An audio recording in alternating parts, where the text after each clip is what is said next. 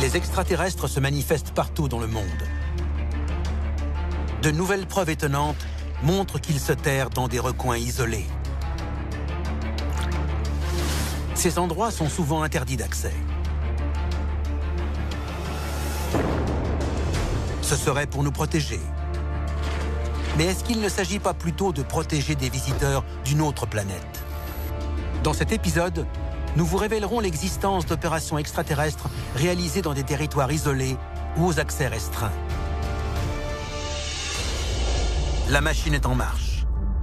Des dossiers restés confidentiels pendant des décennies et décrivant des manifestations extraterrestres ont été rendus publics. Nous allons révéler le contenu de ces documents et découvrir ce que le gouvernement américain voulait cacher. C'est à suivre dans Alien Files, l'émission qui perce les plus grands secrets de la planète Terre.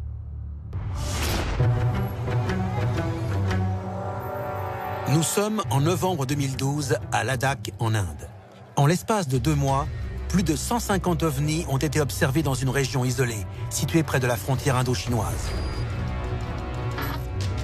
D'après le Times of India, des lumières jaunes s'élèvent au-dessus de l'horizon du côté chinois et traversent lentement la voûte céleste pendant 3 à 5 heures avant de disparaître.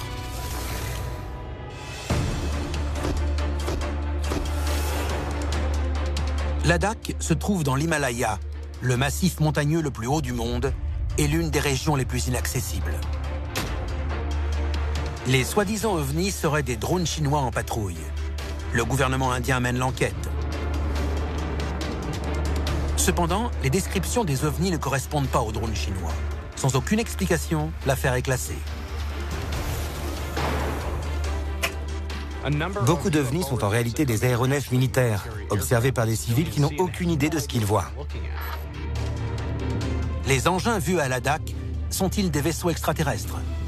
Si oui, y a-t-il une base, quelque part dans les hauteurs de l'Himalaya? Ce serait une cachette idéale. Le monde regorge de contrées isolées, quasiment inaccessibles pour le commun des mortels. Des extraterrestres s'y cachent-ils? Si oui, qui a peuplé la Terre en premier? Les humains ou les extraterrestres? Ils vivent sous terre. Quand les conditions climatiques ont changé, que l'environnement s'est dégradé, que les températures ont chuté, ces créatures ont migré vers des endroits chauds sous la surface de la Terre. Et ils ont survécu. Ça fait des millions d'années. Et le jour où ils remontent à la surface de la Terre, qu'est-ce qu'ils voient? Bingo! Des humains! Dossier déclassifié, l'expédition Kincaid. En mars 1909, l'Arizona Gazette publie 2 articles relatant la récente expédition de J.E. Kincaid dans le Grand Canyon.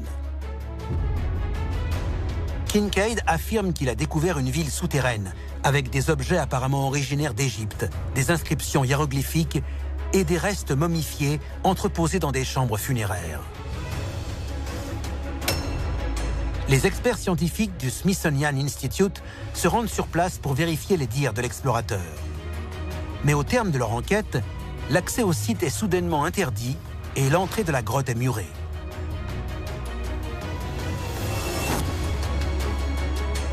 À ce jour, il est complètement fermé au public. Plus personne ne parlera de cette ville souterraine. Seuls les 2 articles de l'Arizona Gazette en auront fait mention. Pourquoi les experts passeraient-ils sous silence une découverte archéologique aussi étonnante? Et pourquoi le site a-t-il été fermé au public? Des légendes apaches, Zuni et Hopi, parlent d'étranges créatures humanoïdes vivant dans des cités souterraines. Elles auraient sauvé l'homme d'une catastrophe naturelle qui menaçait d'éradiquer toute forme de vie sur Terre. Ces peuples possédaient un savoir ancestral. La question se pose alors, est-ce qu'ils le tenaient d'une source externe? Est-ce qu'ils pouvaient venir d'une personne ayant une connaissance globale de notre planète? Ces croyances ne se rencontrent pas uniquement en Amérique du Nord. Malgré leur éloignement géographique, beaucoup d'autres civilisations racontent des légendes similaires. Des peintures rupestres et des hiéroglyphes montrent nos ancêtres en train de travailler aux côtés d'extraterrestres, souvent appelés dieux. Ces histoires servaient-elles à protéger l'humanité ou à cacher des activités extraterrestres? On est face à un grand mystère. Est-ce que les civilisations de l'Antiquité garderaient une trace écrite de leur lien avec les extraterrestres? Je pense que oui, les humains le feraient. Ils garderaient une trace écrite de ces extraterrestres qui sont venus nous rendre visite pour nous aider. Les Mayas ont relaté leur rencontre du troisième type avec nombre de détails. L'exemple le plus connu est le sarcophage de Kinish Janab Pakal Ier, qui montrerait un ancien astronaute à bord de son vaisseau spatial. Mais les Mayas ne se sont pas contentés de dépeindre les voyages extraterrestres. De part et d'autre de la région Maya du Mexique, de grands entonnoirs s'enfoncent dans la terre.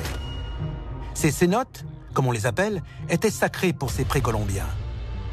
Ils pensaient qu'ils leur permettaient de parler aux dieux ou d'accéder à un monde souterrain connu sous le nom de Xibalba, ou ville de la peur. Les cénotes désignent-ils le royaume des dieux dans l'imaginaire maya ou des portails utilisés par des extraterrestres pour accéder à leur lieu de vie? Le monde regorge d'endroits dangereux et isolés, et souvent interdits d'accès. Les autorités dissimulent-elles l'existence des extraterrestres? Si oui, pourquoi les abritent-ils?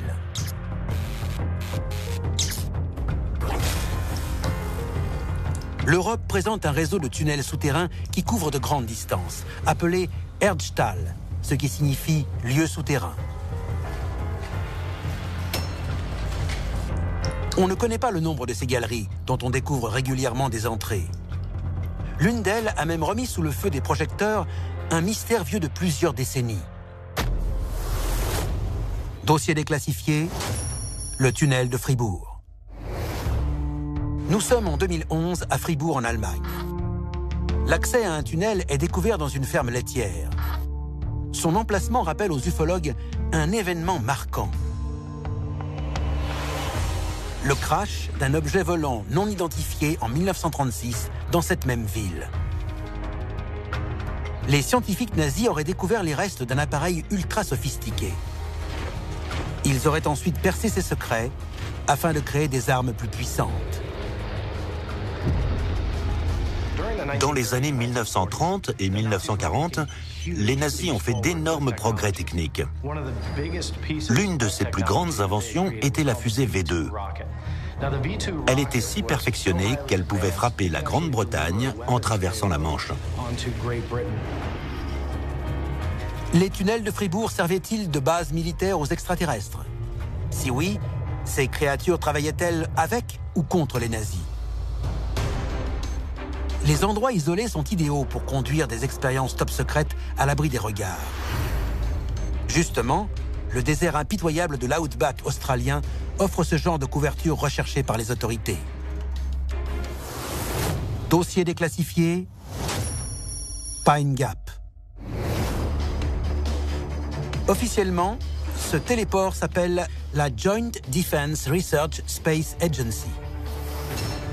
Installé en 1970 afin de communiquer avec des satellites, il est dirigé conjointement par l'armée australienne et américaine. Au fil des années, Pine Gap aurait été transformé en laboratoire top secret destiné à étudier les appareils extraterrestres retrouvés sur les sites de crash. Mais y a-t-il une différence entre ce que l'armée dit savoir et ce qu'elle sait vraiment? On dit que Pine Gap s'enfonce jusqu'à 8 km sous terre. Cependant, ce qui se passe sous le désert demeure inconnu. À cause de tous les efforts déployés pour garder le lieu secret, une série d'événements inexpliqués a braqué des projecteurs indésirables sur le téléport. Des habitants de la région ont vu de mystérieux disques blancs de 9 mètres de diamètre voler près de Pine Gap. Des spécialistes parviennent à une conclusion étonnante. Il s'agirait d'ovnis fabriqués par l'homme. D'autres pensent que ces appareils ont été construits grâce à l'aide d'extraterrestres vivants et travaillant dans le labyrinthe situé sous le téléport. Une preuve irréfutable de ces travaux ultra confidentiels a été recueillie par une source inattendue. Le 15 mars 1991, Quand la navette spatiale Discovery passe au-dessus de la région, ses caméras enregistrent des images surprenantes. Elle montre un énorme engin survolant l'Australie à plus de 80 000 km à l'heure, soit 3 fois la vitesse maximale de la navette lors de son lancement.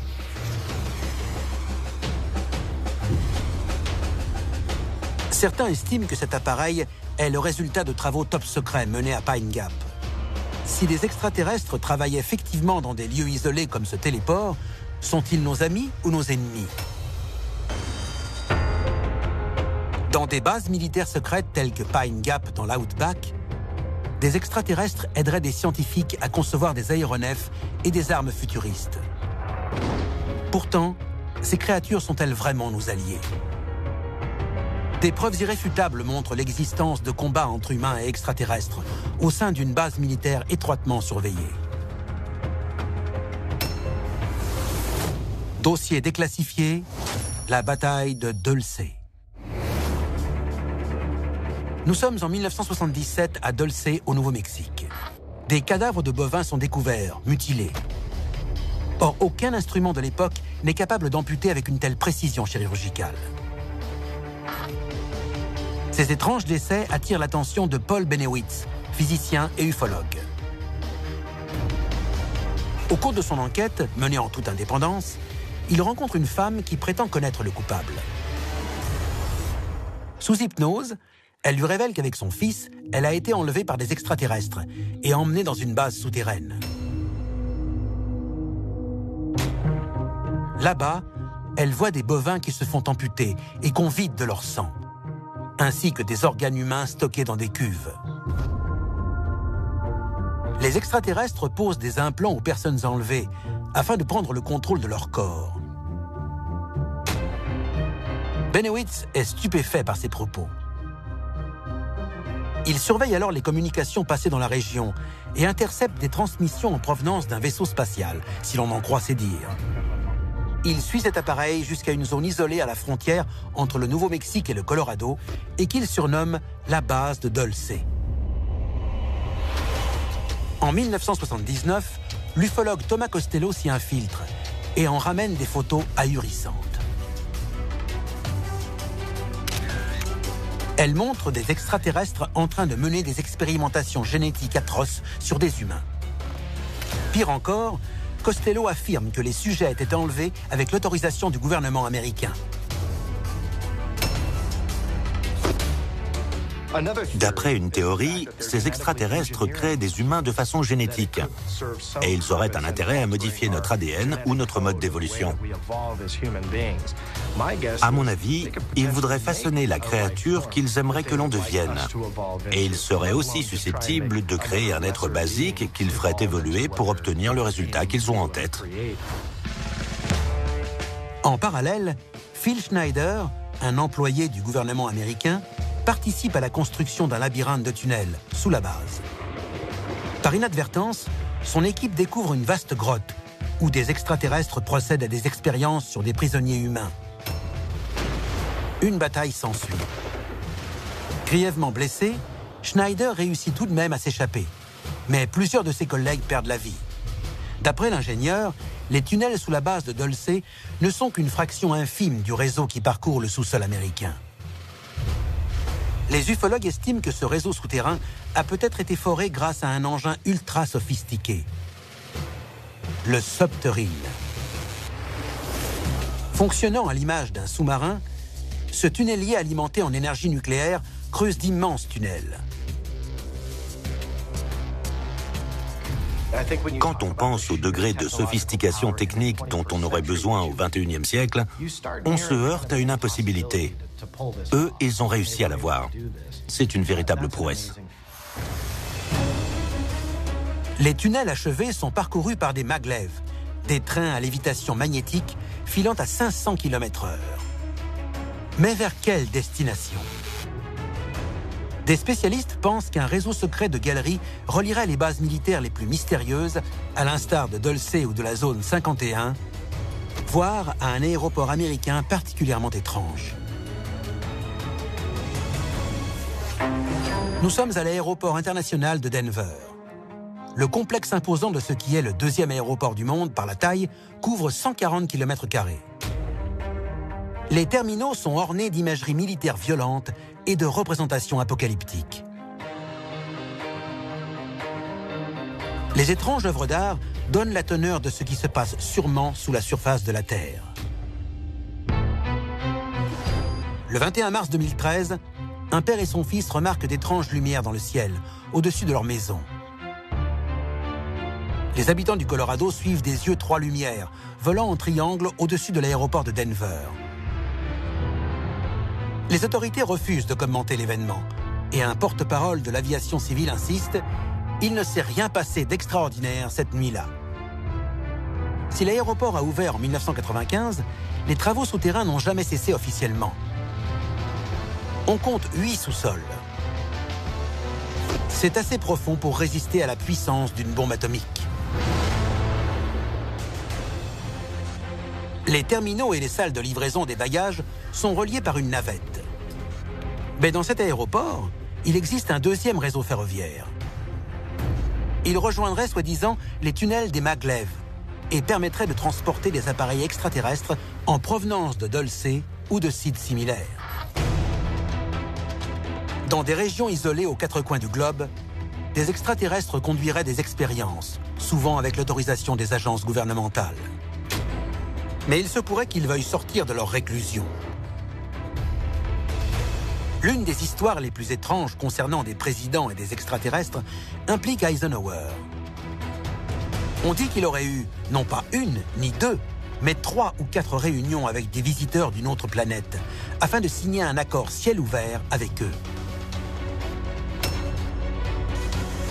Un témoin raconte qu'un extraterrestre serait entré dans la plus grande institution américaine. Son nom, Valiant Thor. Cela faisait apparemment 3 ans qu'il officiait au Pentagone quand il reçoit un nom de code, l'étranger.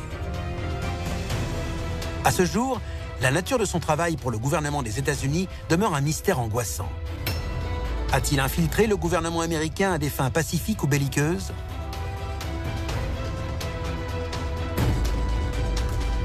Qu'adviendra-t-il de l'espèce humaine quand tous les extraterrestres vivant sous la surface de la Terre décideront qu'il est temps de se montrer ? C'était Alien Files, l'émission qui perce les plus grands secrets de la planète Terre.